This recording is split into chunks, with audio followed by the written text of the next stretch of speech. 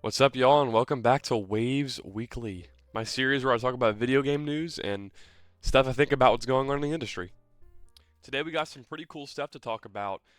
One thing I have realized though is on every single video on my channel so far, I've talked about Death Stranding, including the video essay. Um, I might be the biggest Kojima glazer of all time, but that's okay. I love Metal Gear and I love Death Stranding, so I'll try to mix it up a little. But we got some different things to talk about today, so don't worry. One main thing I want to talk about today is Sony shutting down of Bluepoint Studios. Y'all know the studio that's behind the remakes of Shadow of the Colossus and the launch game for PS5 of Demon's Souls? Yeah, well, Sony's shutting them down if y'all haven't heard. This story's been a couple days old, but why would PlayStation do this? They laid off over 70 employees to shut down a studio just because they weren't making them enough cash. I have utmost respect for developers who make remakes because they have to follow a specific protocol and develop the game exactly how it was originally or add some new features that the players will hopefully like. But just because this studio that worked very hard to create an amazing Shadow of the Colossus remake, they're getting shut down just because they're not making enough money in 2026. I think that's very stupid, and it's some part of some big corporate greed thing, but laying off 70 developers is ridiculous to me. Bluepoint is actually the studio also behind the Metal Gear HD remasters back in the day, with Metal Gear Solid 3, 2, and Peace Walker on the 360 and PS3.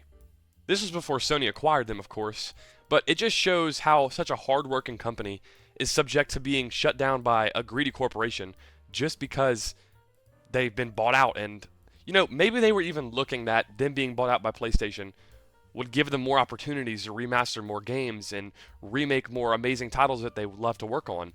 But nope. But besides all that, I do respect PlayStation a lot.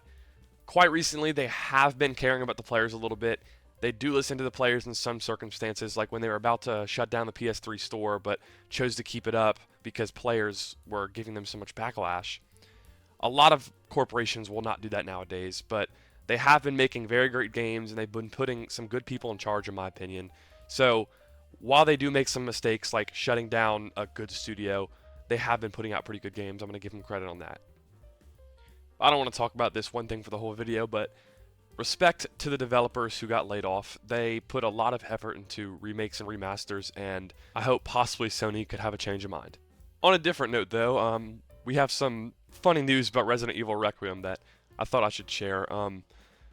Capcom apparently is releasing its lawyer squad to shut down anyone who is leaking or spoiling the game.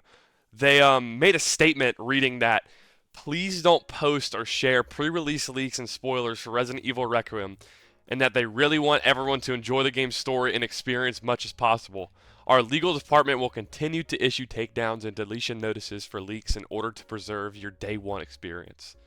This is really funny, and I mean, of course, they're preserving leaks and everything. Who knows if they're doing it just because they have the players in mind, but I think it's pretty cool, and I think it's pretty funny that Capcom's doing this, and for anyone spoiling the game, just don't do it, man. Some people can't play it on day one, but I'm really excited to play it, and I'm sure everybody else is too. What I'm about to talk about doesn't really coincide with video game news, but I've been thinking about it a lot. I got a Switch 2 on launch day, and one thing I've really noticed is with a lot of new titles, developers, like third-party developers, are locking their games to 30 FPS. And when you think about it, it kind of makes sense. It's a new console, and they're trying to develop for the Switch 1 and Switch 2, so it just makes it easier for them to be running on the same thing and both be at 30 FPS. But I know these games could hit 60 FPS, especially on the Switch 2. Maybe not in the Switch 1. Definitely not in the Switch 1. But maybe, hopefully, with time, we'll see Switch 2 games get the ability to hit 60 FPS because the performance is there. I just don't think the developers are really willing to do so much for both consoles. Because I've been playing Final Fantasy VII Rebirth, which is actually my first time playing Final Fantasy VII ever.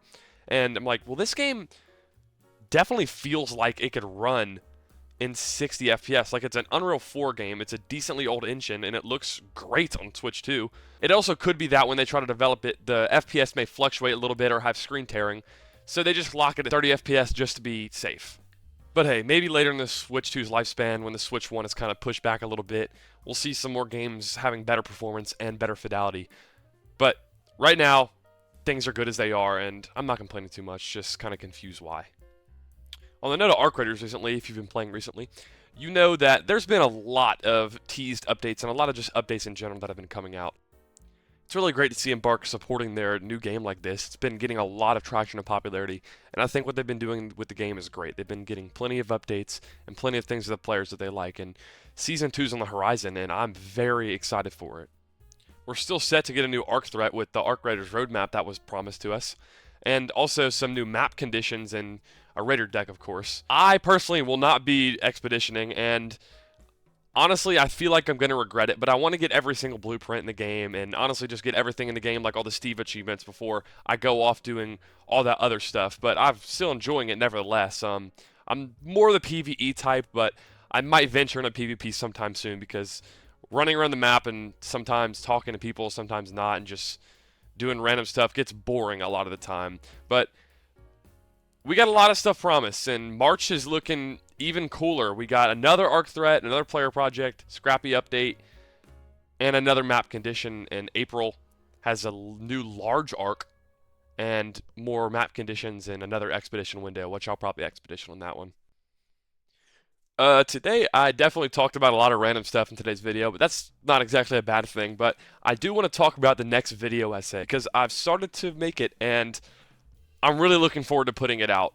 I can't say much about it because obviously I want it to be a surprise, but expect it to be in the 25-30 minute range. Definitely a change from my first video essay of Death Stranding because I didn't really want to release a 30-minute long video to people who are just looking at my channel because some people wouldn't really want to sit there and watch that, especially with the new YouTuber when I was stuttering all over the place and stuff, and still am.